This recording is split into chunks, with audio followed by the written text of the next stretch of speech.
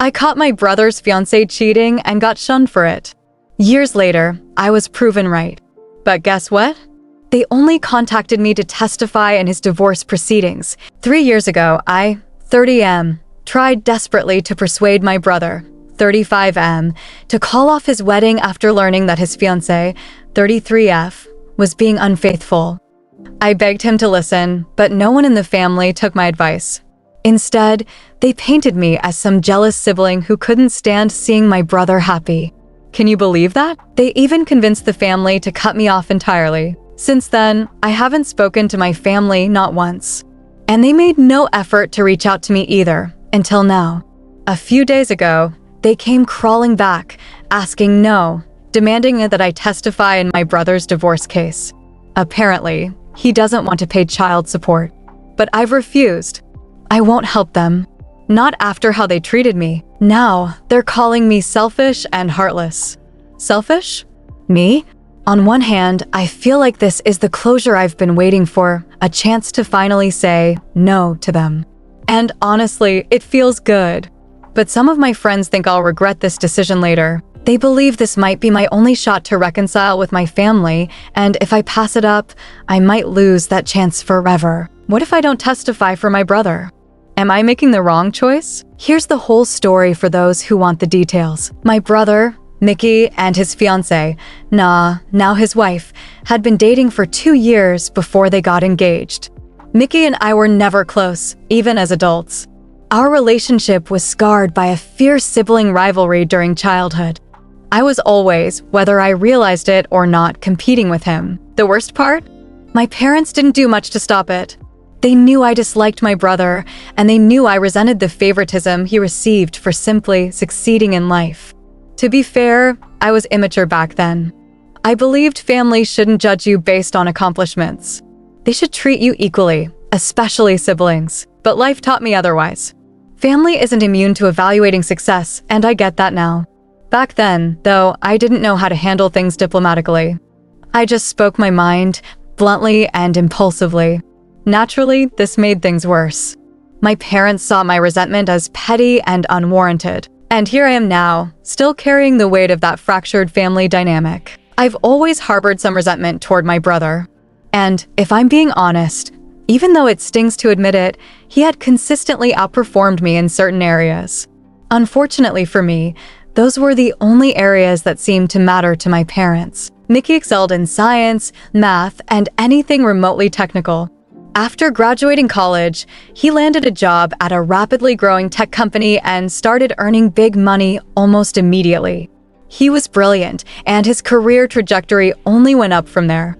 It wasn't surprising, really. Meanwhile, I wasn't doing so well. I had dreams of becoming a writer, so I pursued a degree in literature. But reality hit hard. I wasn't as good a writer as I'd been led to believe growing up. The realization crushed me, and I dropped out during my second year. When I was younger, I was mediocre in most things, but writing was my thing. It was the one area where I thought I could rival Mickey's academic and career success. I'd won several writing competitions, and those small victories were my way of staying in the race. But after dropping out, I ended up working as a freelance copywriter, barely scraping by. While I struggled to pay my bills, Mickey was thriving. He had even started repaying our parents for their support, while I couldn't afford to give them anything. Comparisons between us became inevitable and relentless. Whenever the family got together, my parents couldn't resist offering unsolicited advice. Why don't you get a respectable career? You should take life more seriously, like Mickey. Every single time. At the end of these lectures, they'd either compare me to Mickey, urge me to learn from him, or say something else that made my blood boil. Those conversations always spiraled into full-blown arguments. I'd yell that I was tired of being treated like this, that they'd been terrible parents for constantly comparing us. We'd argue, go radio silent for a few weeks, and then my parents would reach out to make amends. The cycle repeated itself over and over. Then came Mickey's engagement to his girlfriend of 2 years. She had met the family a few times while they were dating, and even I had met her briefly. She seemed pleasant enough, kind, polite, and overall, decent. About 2 weeks before the wedding, my family threw a dinner party at our house. Despite the tension between Mickey and me, we both tried to maintain a polite and friendly facade during family gatherings. It was an unspoken rule, keep the peace at least in public. Despite my disinterest, I participated in every wedding-related activity. Looking back, I deeply regret that decision, especially the moment I stepped out during the dinner party to smoke. It was then that I stumbled upon something I wish I hadn't. Mickey's fiancé, making out with our younger cousin, Jacob, 27M. I had walked a short distance from the house, trying to keep my smoking habit hidden from my parents. When I spotted Jacob's car parked nearby, despite him saying earlier that he was leaving, I grew curious. Something felt off. I approached cautiously, and that's when I saw them. And Jacob. Together. I'm not sure who was more stunned, me, or Jacob. My heart sank. I stubbed out my cigarette immediately, turned around, and began walking back toward the house without saying a word. A few minutes later, returned inside, but Jacob was nowhere to be seen. I assume he left after that. Fortunately, no one noticed our absence. Everyone was too busy drinking and celebrating. I didn't confront Mickey that evening. I left the party as soon as I could, still trying to process what I'd witnessed. But wouldn't let it go. That night, she bombarded me with messages, begging me to keep her secret. She swore it was the first and only time she had done something like that. She insisted she deeply regretted it and vowed it would never happen again. Pleaded with me, saying she was completely devoted to Mickey and that revealing the truth would ruin everything. I struggled with what to do. Part of me wanted to let it go, but in the end, I felt obligated to tell Mickey. Despite our strained relationship, he was still my brother. The least I could do was be honest with him. I had no idea what would happen next. For a few days, I heard nothing from anyone in the family. Then, about a week before the wedding, I discovered something shocking. Everyone in the family had blocked me on social media and cut off contact. I was completely baffled. What had I done wrong? Desperate for answers, I went to my parents' house. To my disbelief, they wouldn't even open the door. I was devastated. Feeling lost and confused, I decided to visit Mickey, hoping he could shed some light on what was happening. When I arrived at Mickey's house, I was sure he'd want to talk, maybe even explain what was going on. But the moment he opened the door, he started mocking me. He urged me to leave as soon as he saw me and even made crude faces at me, as if I were a joke. I was stunned. Just days ago, he'd thanked me for my honesty. Now, he was singing a completely different tune. Mickey accused me of being a terrible person who wanted to destroy his relationship with Na. He said I had fabricated the entire story about her and Jacob just to stir up drama. I knew Na must have gotten to him, convincing him that I was lying. Her manipulation was evident. But hearing those words from Mickey, it hurt a lot. Still, I saw no point in arguing. What would be the use? I walked away silently, choking back my frustration and pain. Later that day, my parents unblocked me just to send me a vile message. They told me they never wanted to hear from me again.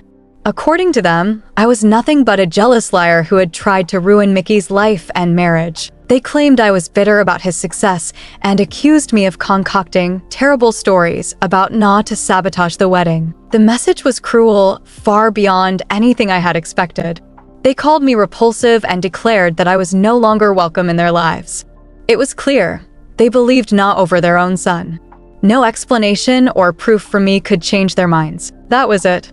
I stopped trying. For the next 5 years, I had no communication with Mickey, my parents, or anyone else in the family. To them, I was the insecure brother who had tried to destroy Mickey's marriage out of spite. I couldn't change their perception, so I let it go. The first few years were brutal. I was heartbroken over the loss of my family and fell into a deep depression. But over time, I began to heal. Slowly but surely, I rebuilt my life. Now, I'm doing well. After years of hard work, my copywriting career is thriving.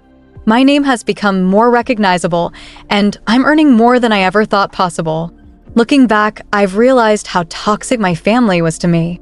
I don't even miss them anymore. Then, out of nowhere, they showed up at my door.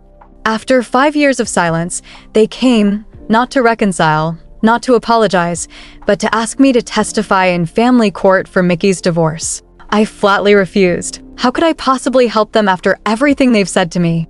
After how they've treated me for as long as I can remember? I don't owe them anything, but now my friends are telling me I'll regret this decision. They think this is my one chance to reconnect with my family, to build a bridge instead of burning it. I'm torn. Despite my resolve, I can't deny the guilt gnawing at me. My friends keep insisting that I'm letting a golden opportunity slip through my fingers, a chance to repair my relationship with my family. But is that even worth it? The truth is, my family has done everything they could to make me regret my decision.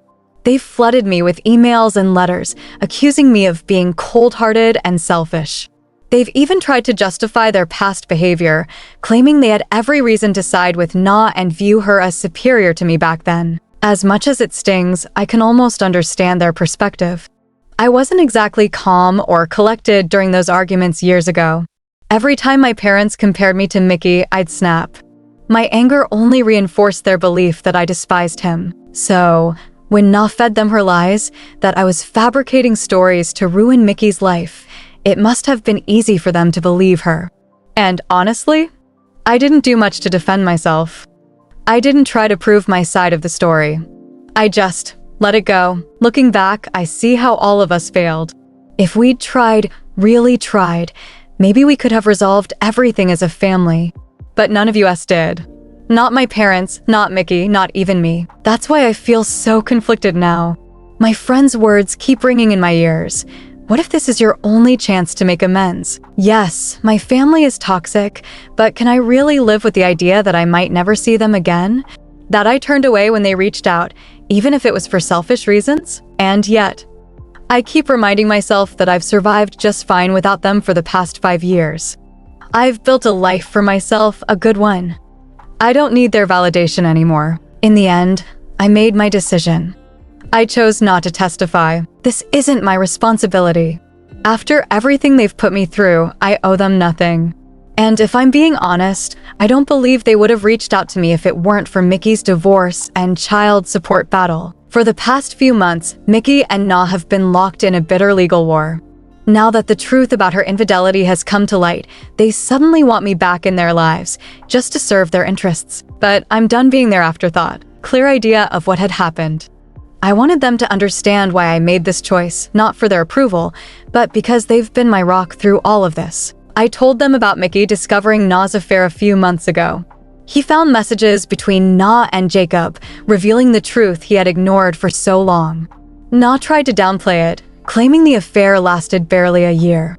She blamed Mickey, saying she felt neglected because of his demanding job. But the lie unraveled completely when their 1-year-old son underwent a court-ordered paternity test.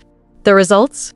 The child isn't Mickey's. Understandably, Mickey refused to pay child support after the divorce. Na, however, insists that since Mickey has acted as the child's father for the past year, not Jacob, he should continue providing financial support. This is where I come in. My testimony could prove that Na's affair with Jacob started long before the wedding, making Jacob the likely biological father. Mickey and my parents are desperate for me to testify and help their case.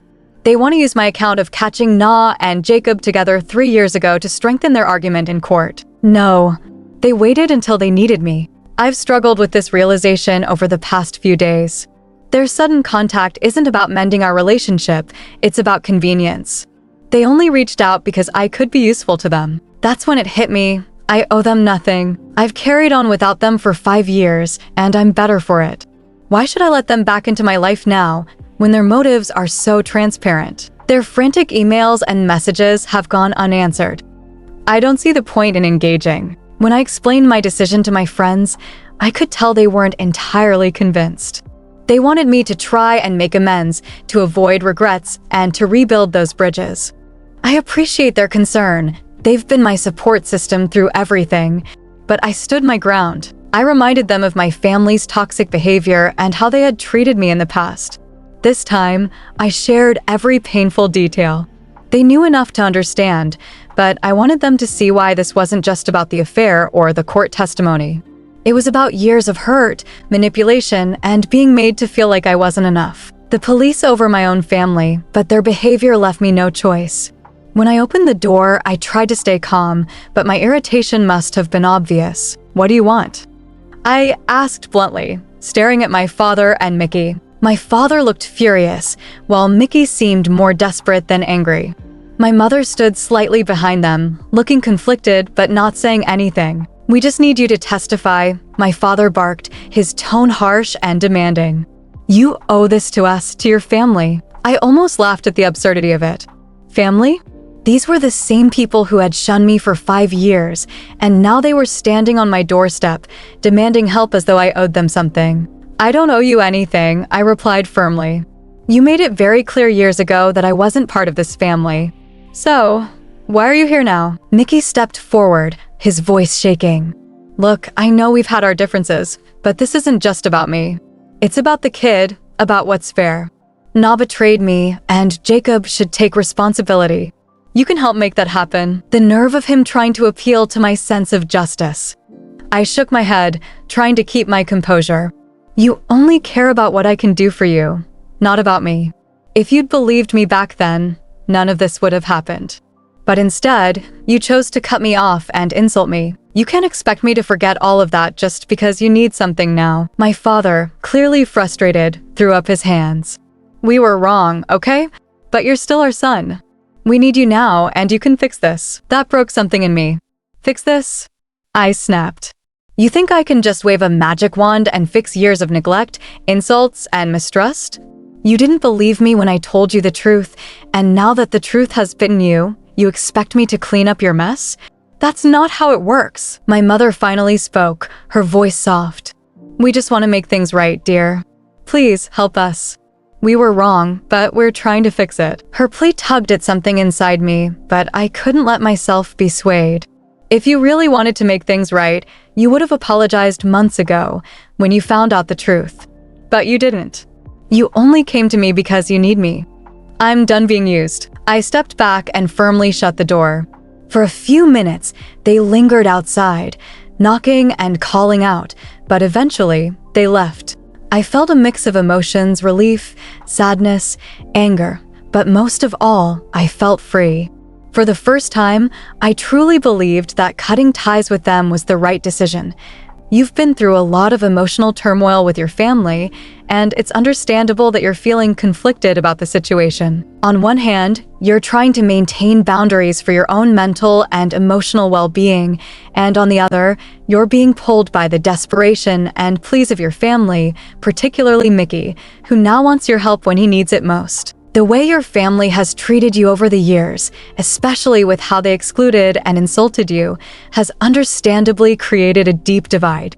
They may have come to you for help when they needed it, but they didn't support or appreciate you when you were trying to warn them about Na's affair. It makes sense that you would not want to step in and help, especially when it feels like they only want you when it's convenient for them. The situation you found yourself in at the door, with your parents pressuring you and Mickey begging, must have been incredibly frustrating.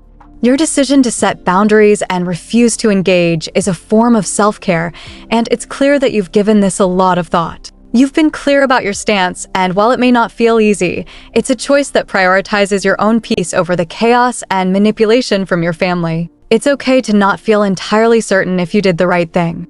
These kinds of family dynamics are rarely straightforward, and it's natural to experience conflicting emotions. The key thing is that you're standing up for yourself and maintaining your independence, which is crucial for your own mental health. If you ever need to talk further or seek advice, I'm here. It's important to navigate these complex emotions and decisions with support, even if it's just through reflection. It seems like you're processing a mix of sadness, guilt, and frustration regarding your family's actions and your decisions. You care about Mickey, and even though you're not directly involved in the situation now, it's clear you still wish things had played out differently. Your feelings are complex, especially with the additional insights into Mickey's current struggles and the difficult dynamics with your parents. It's understandable that, despite the hurt your family caused you, you still feel some sorrow for Mickey. It's painful to see someone you care about face a difficult situation, especially when you believe the family dynamic and your parents' treatment played a significant role in this. However, you've made it clear that you can't continue to engage with them in the same way, especially without acknowledgement of the harm they've caused you. It sounds like you're finding peace in keeping your distance and focusing on your own life and growth, despite the ongoing frustration of their attempts to contact you. The way your parents are trying to manipulate the situation, continuing to disparage you and make you feel guilty, is unhealthy, and it makes sense that you've had enough. With Mickey's custody and support situation shifting, it seems like he's found a way to deal with things on his own terms. It might not have been the ideal resolution from your perspective, but it's his path to take now.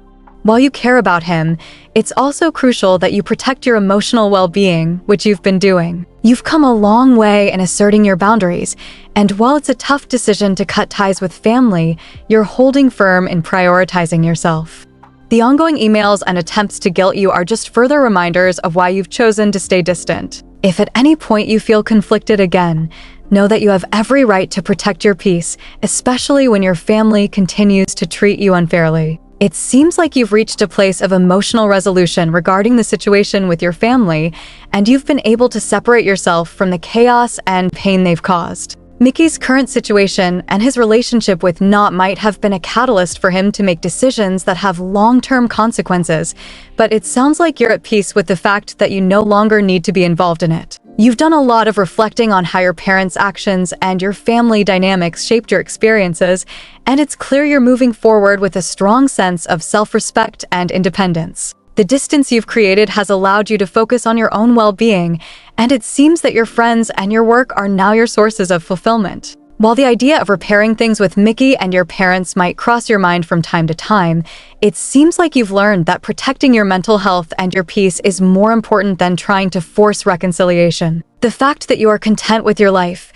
even if your family doesn't come around, is a powerful place to be. Thank you for sharing your story. It's clear that you've been through a lot, and it's admirable how you've navigated such complex emotions and situations. If you ever need to talk more or explore other aspects of your life, feel free to reach out.